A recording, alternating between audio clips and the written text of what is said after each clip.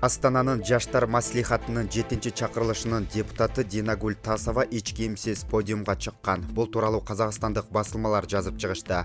Депутаттын эч кийимсиз подиумга чыккан сүрөтү социалдык түйүндөргө кызуу талкууланууда. Маалыматка ылайык, Динагүл Тасова Fashion Night Астана мода көргөзмөсүнө катышкан. Анда ал Дана Дүйшенбиева мода үйүнүн кийимдерин кийип чыккан.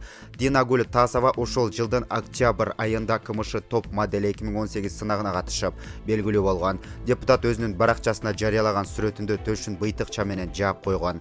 Булак Супер Кейже. Урматтуу президент, өлкөдө идеология жок. Акыл үчүн мамлекет өнүгүп өсө албай жатат дешип, көпчүлүк идеологияны көктөн же сизден күтүп жүрүшөт. Жөнөкөй элибизге мейли деңиз. Алар өз түшүнүктөрүнө жараша акыл калчайт. Идеологияны жарата турган кардарларыңыз өздөрү идеологияны түшүнүшпөйт. Аш той өткөрүүнү чоң саясий идеология катары карашып, эмне болсо дагы юбилейлерди өткөрүүнү колго алышып, өздөрү чардап жатышкан мезгилдер. Болбосо Нокен районуна 90 жыл тола элегинде эле өткөрүп жиберишкени буга бир мисал боло алса керек.